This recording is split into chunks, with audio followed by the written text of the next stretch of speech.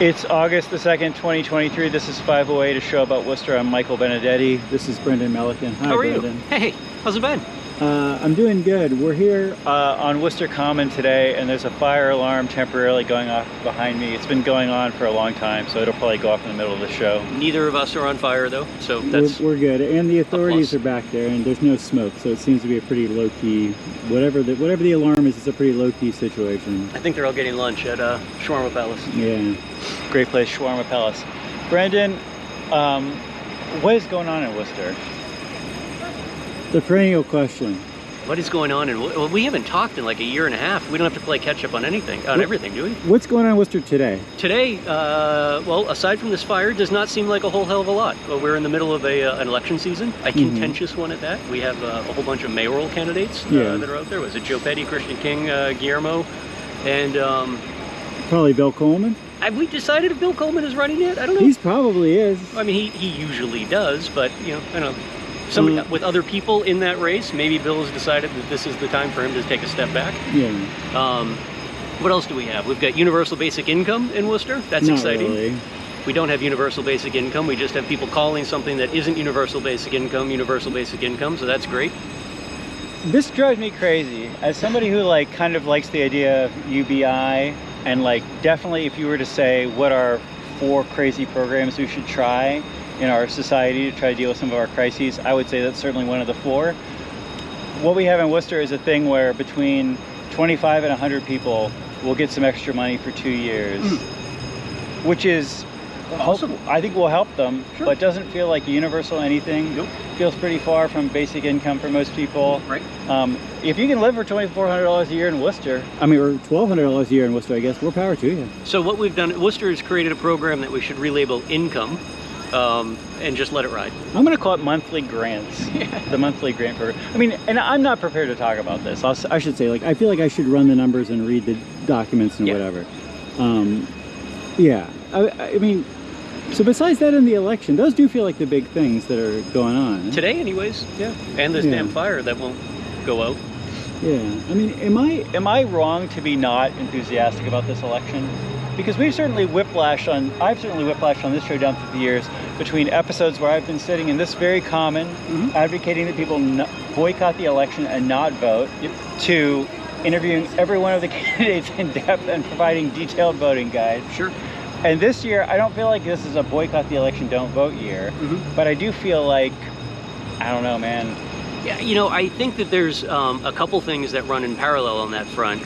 This will probably be one of our local election cycles that is more important than most, right? Because we have the potential with the field of candidates, new and existing, where you could end up with an actual progressive voting block that could be the majority of voting block in the city, or you could end up with a very regressive voting block on the council, which will obviously determine, at least the next 2 years, the direction things go. Or not, because we just learned that the city manager has veto power over the city council, so that's a whole different set of problems. But I think what I'm feeling anyways is so much has happened in Worcester over the last decade plus, probably closer to 20 years at this point. And most of those things that have changed are all things that I think, at least I advocated for. We've at least discussed them at a lot of development projects, a lot of new housing projects coming online. But in parallel, I feel like the entire soul of the city has kind of been ripped off like a scab and thrown away. And I'm finding it really difficult to get super enthusiastic about, even when there's potential for really good change on the table. It seems like the machine that is Worcester has kind of charted its own path. And it's kind of a boring one that involves a lot of aluminum paneling on new buildings, and not fun stuff. So yeah, I'm in a semi-weird spot where the civic-minded portion of my brain is super excited about what could be a very, very meaningful election cycle, and then the more realistic I have to live here part of my brain is just kind of bored and wondering if we should start referring it to the failed social experiment known as Worcester. One thing that I've really seen in the last 20 years in Worcester is I remember when I first moved here 20 years ago, people would talk to me about how Worcester had a really interesting ratio of cost of living to average income. Yeah. That the cost of living was higher than a lot of places in the city, but that the average income was way higher than a lot of places, which was why we had so many housing collectives in Worcester, why we had such a bohemian scene in Worcester, why there were so many people in their 20s, their 30s, even older, who could just kind of work part-time at whatever job and put most of their time and all of their energy into doing non-income generating things, artistic things, social things, and these are, of course, you know, a possibly precarious lifestyle for an individual to live, but I think has a lot of positive externalities that other people are like, great, and now there are a lot of like art things going on, performance things going on, social things going on, that you don't have to devote your life to art to benefit from, as long as some people can devote their life to art. And for a lot of people, this is very marginal stuff, where they're like, really what I care about is the school's good, really what I care about is like, when I finally have like a night where my husband and I have free time and energy, can we go to a nice restaurant? Can we go hiking in an interesting place? And that whether or not they can go to some fun punk party in somebody's basement is not really on their radar. But for a lot of people it is. You know, over the last 20 years, the economy has gotten like a lot stronger in Worcester. We have a lot less of the city that's just like empty brownfields or abandoned buildings. And like most of the nation, like we have this housing problem where the supply has not kept up with the demand. And so that ability to have a thriving bunch of bohemians in the city, non-trust fund bohemians, maybe I'll put it that way, has gone away. And I think that's how I would describe what you're describing. Yes. Yeah, like it's too bad. You know, it's too bad. It also would be nice, honestly, if we had more affordable housing for a lot of other reasons, other than so I could go to more fun parties. Anyway. No, I agree completely, and maybe I'm probably an outlier on that side where I agree with everything you said in totality, and would just use myself as an example of the person who wanted to be able to find like a really great restaurant to go to dinner with my wife, but also really wanted to know where an awesome after party in somebody's basement was having. And I wasn't looking for one or the other. I really enjoyed and embraced both. And losing the latter, it kind of bums me out a little bit, because it's a balance that I think Worcester, whether it was intentional or not, had kept up for decades, at least my entire existence here. And it is, when you hear people talk about, you know, the city being boring, if they're just being generalizing or losing its soul, if you will. I heard that term used at Ralph's last week. I feel like that's what people are getting at. And I hope the powers that be in the city focus on that a little bit, or at least try and make sense of that in their own way, because it is an important part, from my perspective, of what kept interesting people here. And the interesting people, even if they're small in number, do end up being the people that keep most of us here. Like, knowing something interesting and weird is going on is usually going to lend itself to a kind of a great, meaningful city experience for everybody that's here over time. And maybe I'm just old, and those things are still happening, and I'm just not getting invited to cool places anymore, Mike. They are. I mean, we are getting older, and we are invited to less cool parties, but there's also less cool parties. And one reason that I like to present the whole thing about cost of living and whatever and housing prices is because I think there are people who I talk to as they're, you know, in middle age, who feel like my social life in Worcester is not as fun as it used to be, or even if I've scaled back, I don't have the opportunities I used to, and that's like on me. And again, I think that it's on that there were people who were really dedicating a huge amount of their time to making this stuff happen. And it's not just like, you can't just like wake up one morning and be like, well, midlife crisis time, now I'm going to be fun party bohemian guy and fix this problem for the city. Like, you're not going to do that. It's going to take dozens of people in the city spending their lives to do that. And I think that's also something I would agree with, because since the last time we've done a show, like, I've completed my 18-year mission of raising a human to adulthood. So now I am squarely midlife crisis guy who has like a ton of time back and can start doing my own thing. Raising my head up a little bit and trying to see what is being offered for me in the city. It's changed a lot, and it's kind of a bummer. I mean, To what extent do you feel like the city has bounced back post-COVID? All the things that went away during COVID have bounced back.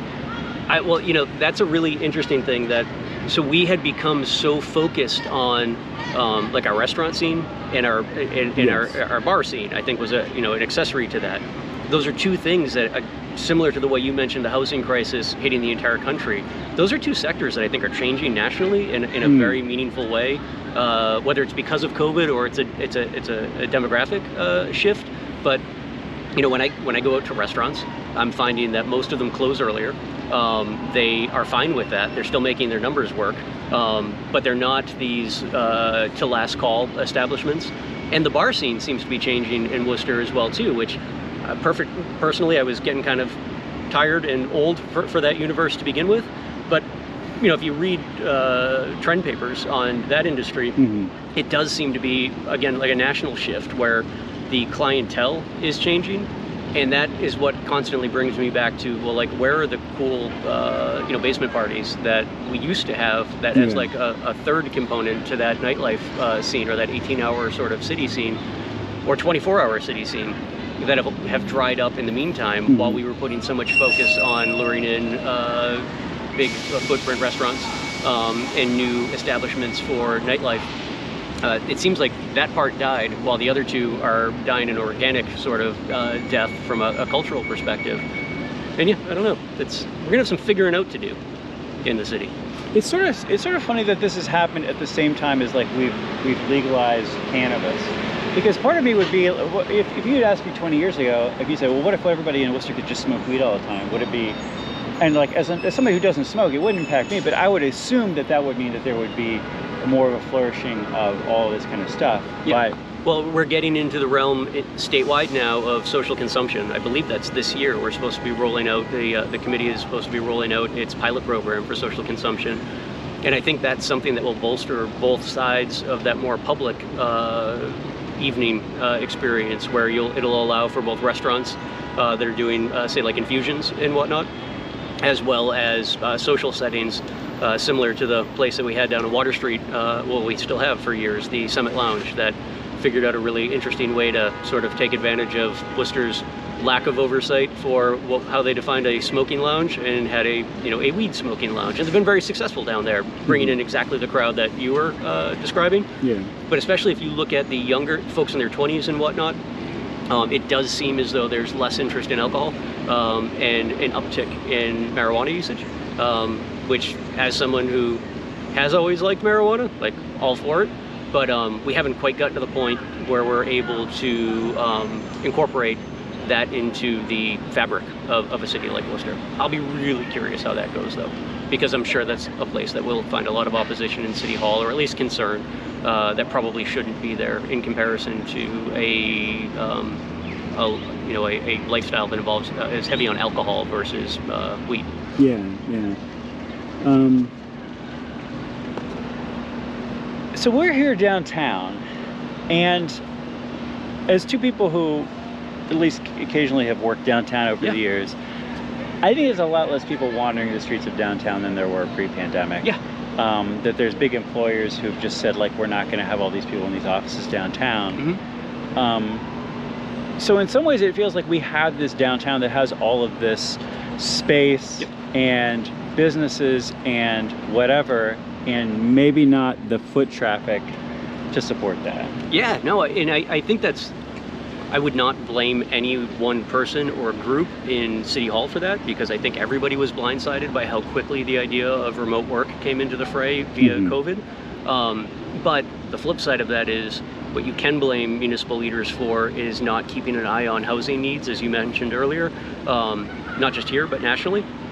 Because that's a very easy thing to predict. Like, we know how to predict how many humans are going to exist down the line. And nationally, we are way behind the curve from a housing perspective. We have a unique opportunity right now. And I think, from what I gather, people are starting to take advantage of it, to start taking a lot of these office buildings and complexes that were built between the housing market collapse and COVID, and start converting them to housing. It's probably something that we should have focused a little bit more heavy on in the previous decade to COVID. knowing that our population was going to grow. What are we up officially now? Like 25,000 over our last census, from our like in-between census, like a significant number of people. You can't just throw 25,000 people into the mix without having a place for them to live. And if you don't plan for that, you're going to watch housing prices go up because it's just a consumer-driven market. So we went from being what I think could easily be argued was a horribly depressed housing market in comparison to neighboring communities, to a overwhelmingly expensive or inflated housing market. And the easy way to deal with that is create more housing units. Like, we literally have the infrastructure around us right now mostly empty because people aren't coming back to offices. How hard is it to convert, I don't know, one of these office spaces around here? How hard is it to convert this to apartments? Is it straightforward, or is it a completely different thing? I would say it's easy because you have to bring in all of the code concerns to go from an office building to a dwelling. So like code compliance is obviously huge, and you're definitely going to be running more stacks and whatnot for plumbing and what have you. Right. It's not so, but I wouldn't look at it as much as the cost perspective as the value that's there for the investors who do it or have the ability to do it. There are a couple investors in the city who are buying massive amounts of both shells and existing office spaces strictly for the purpose of converting to housing. So I think saying it's too hard is just hand-waving for folks who really, really believe that we need to bring people back to work and that they're going to like it whether they want to or not. Where I think a lot of the costs come into play is when it comes to rental units. To make cap rates work, you tend to want to be shooting more for, if you're an investor, shooting more for higher end apartments. And the finishing work on a higher end apartment certainly throws your costs through the roof. Like at the end of the day, your construction costs, say like the door cost, not the cost of a door, but the actual door of the unit itself, whether it's affordable or luxury, the construction costs don't change that much. It's the finishing work that tends to change things, the amenities that are added on. It's much easier for an investor to see a return on their investment if they're shooting more for the luxury side of things. And it's starting to seem like Worcester can actually tolerate that from a financial perspective with the number of people who are moving in from communities within 128, cashing out of single family homes, walking away with a ton of cash, and can essentially live off of those returns in what Worcester would consider a luxury apartment. Yeah.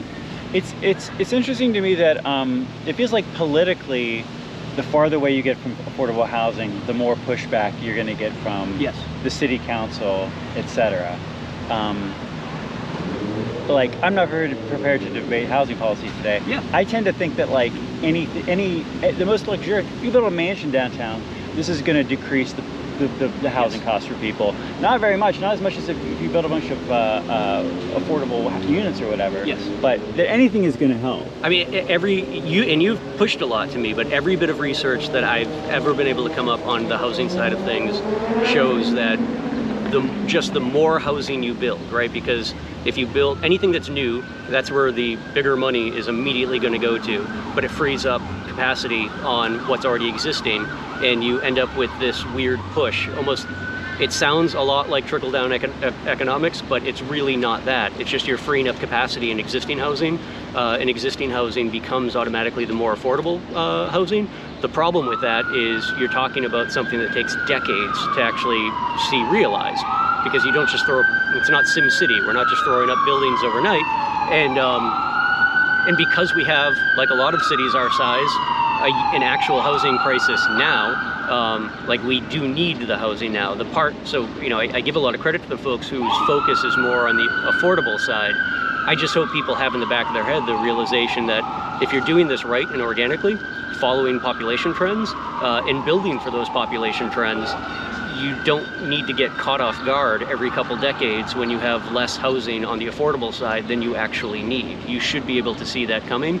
And it's kind of a bummer that we just came out of a period, again, leading up to and through the COVID era, where money from a lending perspective was essentially free. Interest rates were so low, like finding that return on those interest rates was viable.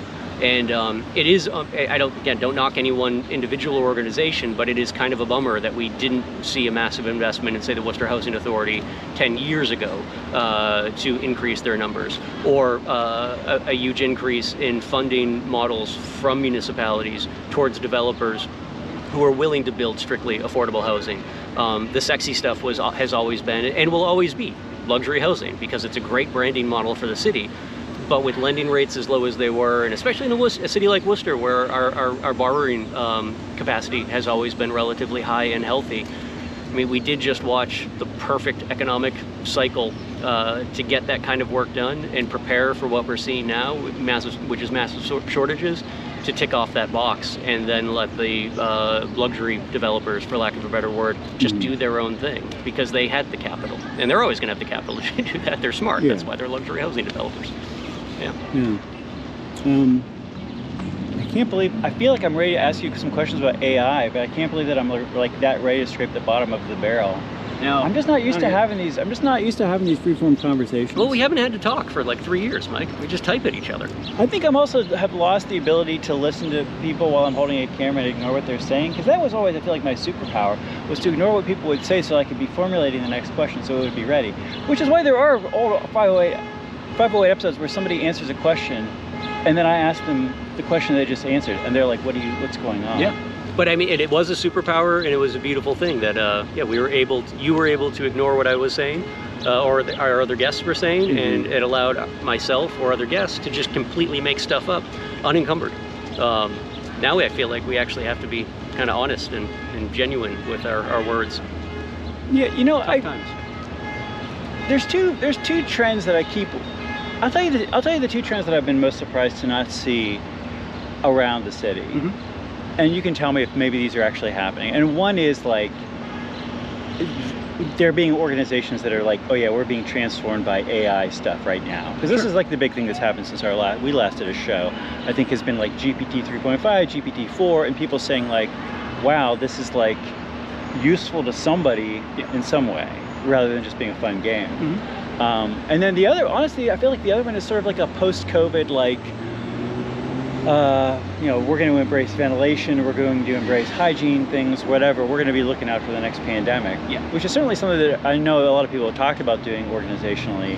And like you had, like, I don't know, like the Boston Public Schools had like CO2 monitors in all their classrooms at one point. You could like see what the levels were, but like no, there's no, people are not interested in this. No, and that's just it. I mean, when it comes to talking about AI, the thing that always comes to mind is the Today Show in the mid-90s, when Bryant Gumbel went on a rant about how this internet thing will never catch on, right? Like, and it was right when the internet was like, there was stuff there and there was stuff to do, but like if you weren't really a nerd, like making sense of the stuff to do, didn't seem to have any practical application. It was confusing, and for a lot of people, the stuff on there was boring. And that's the reality, I think, of most technology when it comes into play.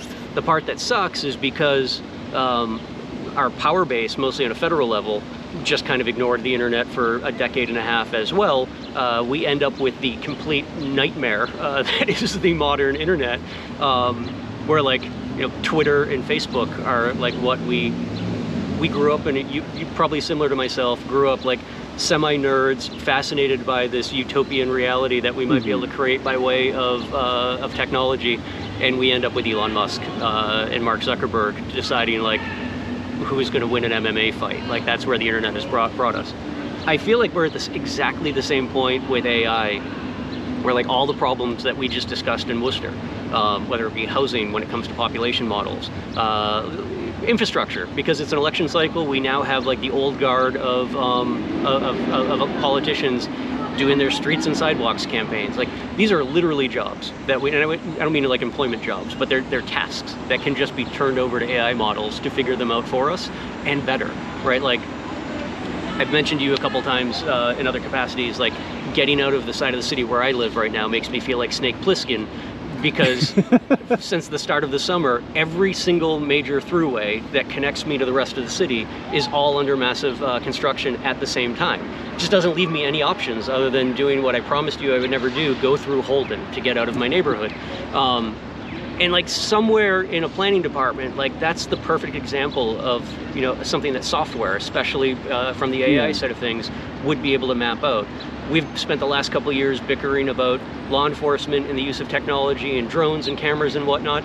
I mean, the city shouldn't be investing probably as much in license plate readers that barely have a return on investment, but LiDAR on the front of every city-owned vehicle to be mapping potholes and decomposing road infrastructure and whatnot. So we're ahead of the curve, and like that planning isn't a human thing. Like we're going to go out and set down that little tube that measures how many cars that go by. We're just keeping an eye on the entire city at once in a meaningful way. But the only way you get that positive use of technology, I think we've seen enough now, is if your leadership base, especially on a federal level, is ahead of the technological curve and is there to set parameters both from a privacy and a safety perspective, as well as making sure the tools are being used in a meaningful way. But as you and I both probably are aware now, it seems like most, at least on the federal side, most of our leaders are just figuring out how to get the clock to stop blinking on their VCRs. And I don't have a lot of hope that we're going to see, we're not going to see Sam Altman from OpenAI and the Biden administration or any other administration in the near future align themselves to stay on topic and make sure that those tools are used in a meaningful way. Yeah, and I should mention in passing that I think to some people, us talking about AI at all is going to be ridiculous. Yes. To which I can say sorry. And to other people, the idea that we're talking about AI without acknowledging that probably the big impact is that it destroys the solar system. Sure, I acknowledge this. That's beyond the scope of this show. Yeah. But if you are a professional and I happen to be seeing this and want to come on and tell us how we're wrong, I would love that too. But yeah. We used to always end up the show by talking about what we were excited about with the city, like in the city that weekend. This is actually the first weekend in a while where I feel like my plate is really clear and just hanging around is going to be my weekend. Yeah, I'm actually kind of doing the same, and it's as I mentioned earlier, this weekend is my last weekend locally with my son before he heads off to college. So we're just going to make the most of that, chill out, and then hit the road. Congratulations. Thanks. It's been a long time. It has been a long time. Long time coming. Well, this show has also been a long time coming. It's anybody who's watching this, listening to this, it's great to have you interested in this podcast. As always, we welcome your feedback. You can email us at pieandcoffee@gmail.com, or you can call Brendan personally and swear to his answering machine. Which I encourage. Yes, please do. Just make it interesting. And until next time, this is Mike Benedetti and Brendan Milliken, and we will see you on another show.